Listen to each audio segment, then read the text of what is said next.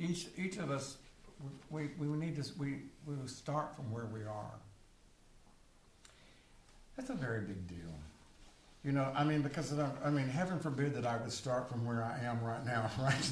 So we start from you know, like where we think that we should be, and you know, we really the idea of this is let's start each of us from where we are. Every person here is going to have a different experience.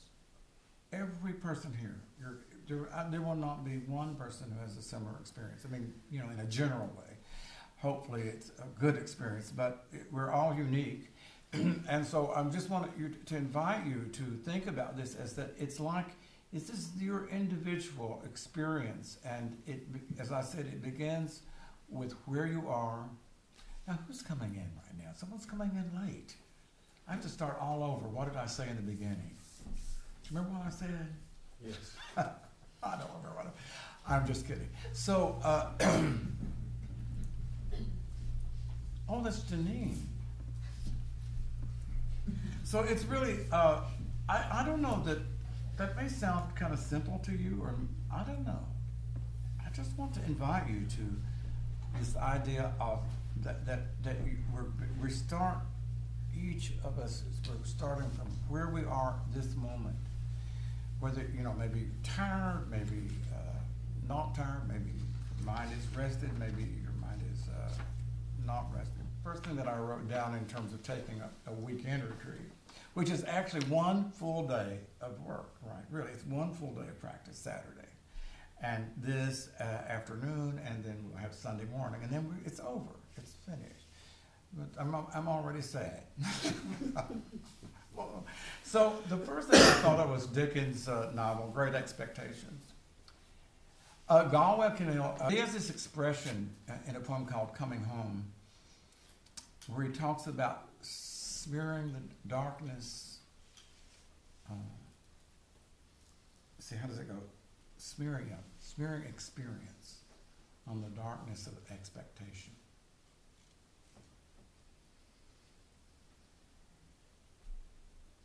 Does that make sense? So expectation becomes a darkness on the experience rather than just being here for the experience. Trying to let go of great expectations, right? I'm going to have the greatest retreat in the world, right? I'm going to be enlightened. I'm going to rest, whatever, right? But having this expectation of something,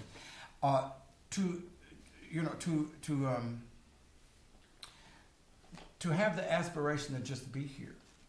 To just be here and be with our experience, whatever it is, good or bad, tired or not tired, but to let go of this expectation, putting some expectation on this retreat. Maybe this is the first weekend retreat you've done in a few years.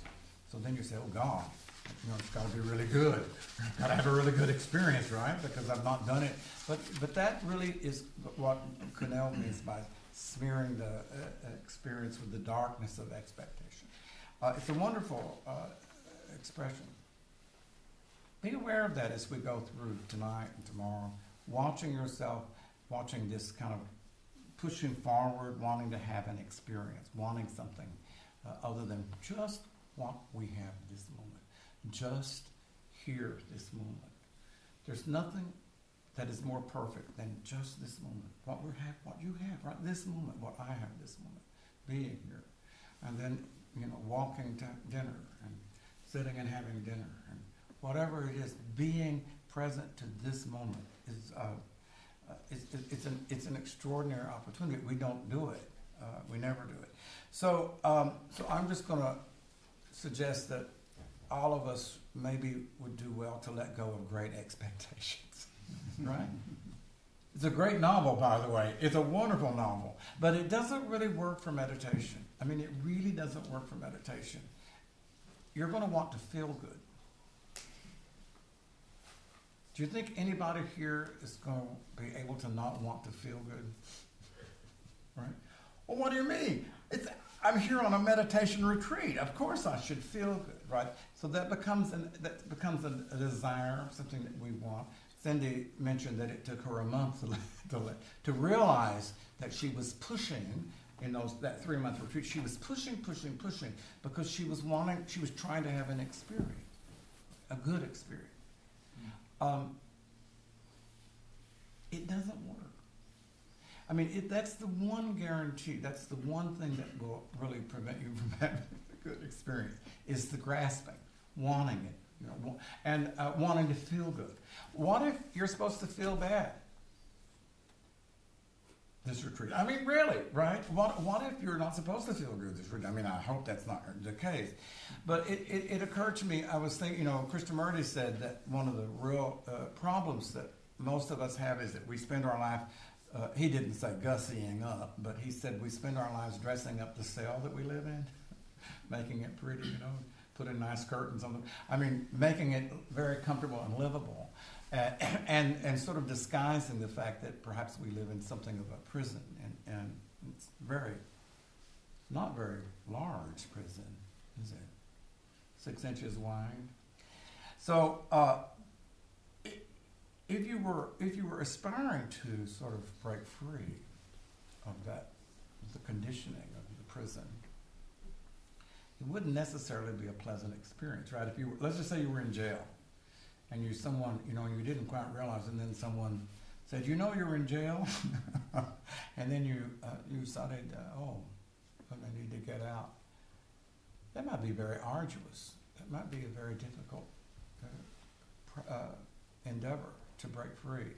So the idea that this is supposed to be I hope it's a pleasant experience for everybody. And to some extent, I think it probably will be. But I think if you can let go of that grasping to feel good, just let go of it, And I mean, it'll come. Everybody here, it'll come. Maybe, tomorrow morning or tonight before you go to bed. If you can let go of that desire for this to be to feel good, and again, embrace this idea that we're just really trying to be with what is. We're trying to be with what you are uniquely supposed to experience, what I'm uniquely supposed to experience. I have 2 more things to say about this. This is interesting. Kind of like talking about how to take a retreat. I don't think I ever did it this much in detail before, although we've done lots of retreats. So the other thing is, I really want to invite you to, this is back a bit, that this is just your unique retreat. Do as much as you can and with grace, gracefully. Don't do more than you can do, right? And like if you find yourself heading for your room, right, at some ridiculous time, right, like at 11 or 3 or whatever, because you think, I've got to, tune out. Have this thought that you're doing it with the teacher's absolute approval and permission. Okay? I mean, that you're not sneaking in any way.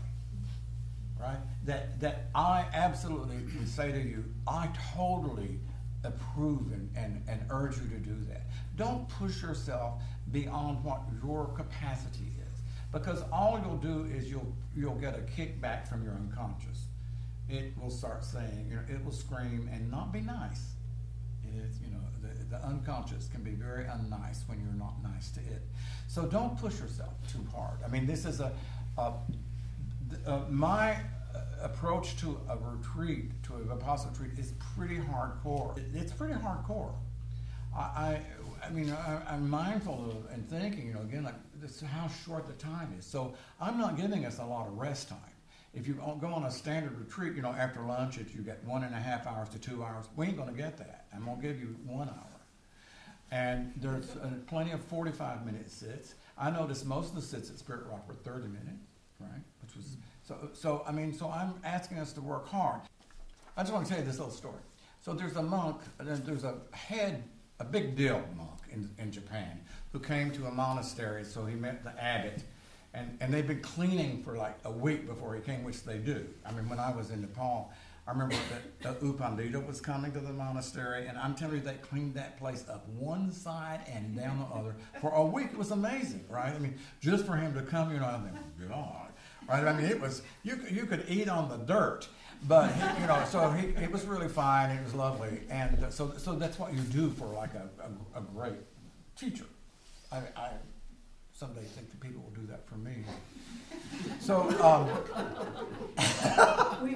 so anyway, so this big dude, right? The Roshi comes to the monastery, and everything is just beautiful, and they've been prepared for it. You know, it's as sparkling clean as it was, like as I said, in Lumbini, where I was. And he walks around and he's checking this, he's nodding, and so then they walk into the Dharma hall, and there's this little monk sitting up there by the asleep, snoring, sound asleep by the Buddha. And the abbot is just absolutely embarrassed to death, right? He says, "Oh my goodness," he said, "excuse us," and so the Roshi looks and he says, "No," he says, "he's the only person here who completely understands." So that's what I mean when I say take this retreat for you. If it's not for anybody else, and it's not for me. And so if you need to come up here and curl by the Buddha and sleep, and if you're snoring, I'll wake you up. I say, turn over. Okay, so the fourth one is what I call cooking. And this is like maybe, they're all, each one is important. So when at the fourth day at the Spirit Rock, so the two teachers were Halleck Kong, who's excellent, and Will Kabat Zen, who's excellent. Both of them, I enjoy them tremendously. So at the fourth day, on Friday, you could feel, there were like 80 to 100 people there. It's an enormous hall. And you could feel that, like some people had settled in by the second day. I had settled in completely by the second day. But after, doing this, for 30 years, you would. And then some people settled in on the third day. And by the fourth day, probably the majority of the people there were finally there, right, on the fourth day. And so Howie was sitting there and said, well, he said, you people are really beginning to cook. And I don't think that many people probably understood what that meant. He didn't explain it, but I love that, and I would not have put it that way.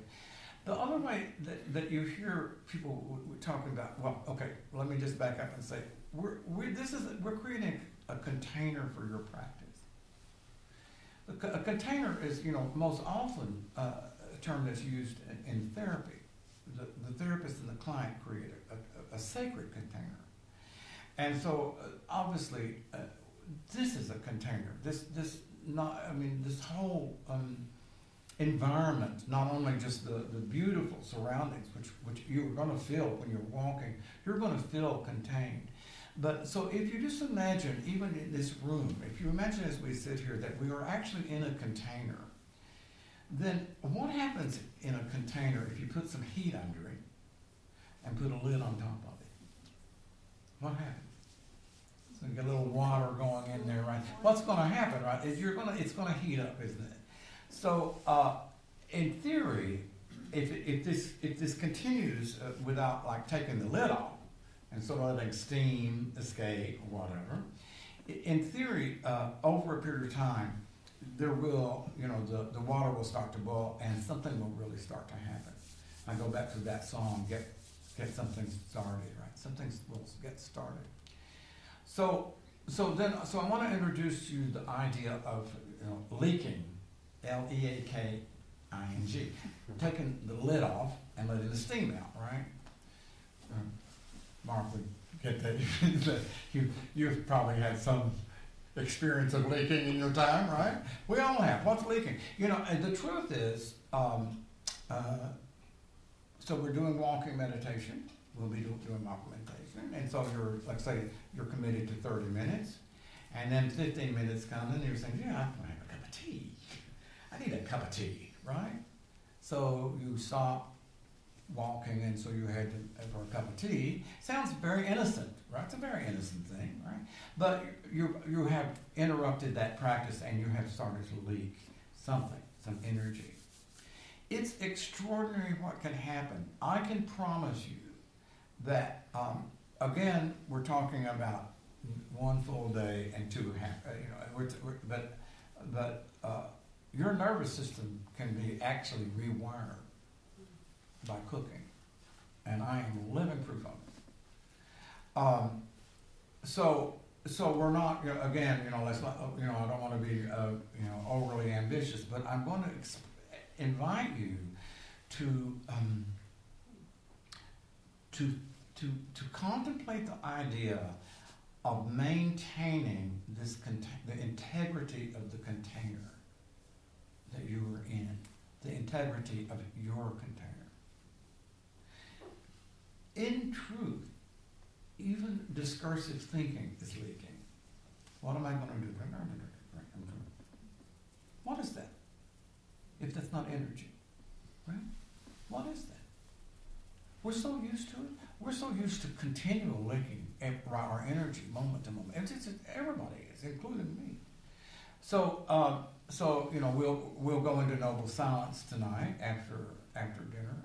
We're not going to do noble silence until I want you all to have the opportunity still while we're doing a little yoga and having our dinner, still get to know each other. But then we'll go into noble silence, and I just want to invite you to be mindful of all of the opportunities to leak. One of my favorite things at the Forest Refuge is to take impossible books that I would never dare attempt at home, and I read them, and it's leaking. I mean, it is. I mean, I know that it is, and I'm a little ashamed to admit it, but I do. And it was interesting. Like in the 6 days, when I went to Spirit Rock, I thought, well, hell, I don't have time to read anything, so I didn't take anything to read, right? And it was really nice.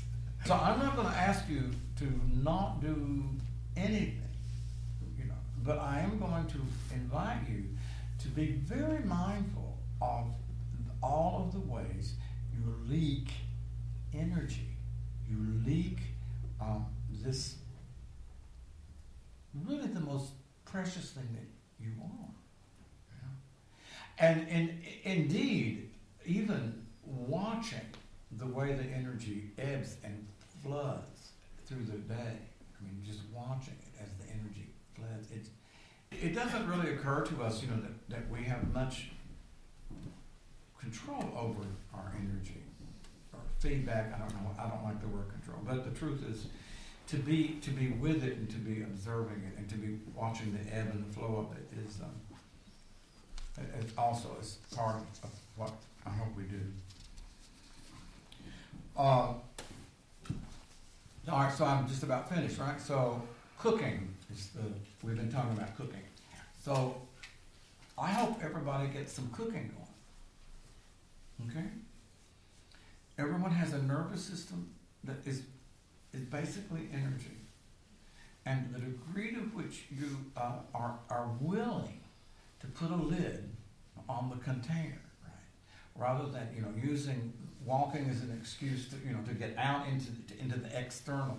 You've got the rest of your life to be in the world, right? Some of us got a long time, and some of us don't have a long time. You have the rest of your life to be in the world, to be engaged with everything, right? With talking to the little birds. There's nothing wrong with that. This is an amazing opportunity to not get lost in the external reality. To, as Dogen says, take the backward step. Take the backward step, constantly to take the backward step. That is, coming back into the container that we are creating together.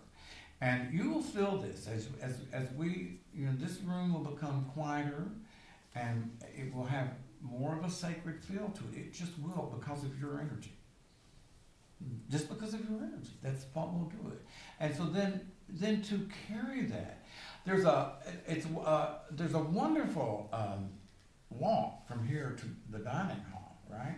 It's wonderful. I mean, it's probably about a 3 or 4 minute walk. It's a perfect opportunity to slow walk with your eyes dim. It's a perfect opportunity, right? Now, there will be people talking in the dining hall, so that will be, like you can experience that as maybe somewhat problematic. I don't know how loud they'll be, but the last time that we were here, really loud. So it's an opportunity to get to, right, you can look at that mind, start judging. well, boy, those are rude people, or whatever, right? And so, again, it will be an opportunity to, I can do that better than anybody. So it's an opportunity to just try to maintain this container that we're seeking to create together. That's really when you are challenged to continue to practice, right? I mean, in other words, oh my God, wait till I get out of that hallway at the front door and then I can get to my room and be free of this, right? That's what the little ego's going to say, right? I mean, heaven forbid that you would walk slowly to your room, right, and practice mindfulness, right? Practice mindfulness to preparing for sleep. No, so like if your husband and wife is here, or your partner or a friend, well, that's a hard, to get in, start talking. I would urge you to try to maintain the individual, your experience as an individual.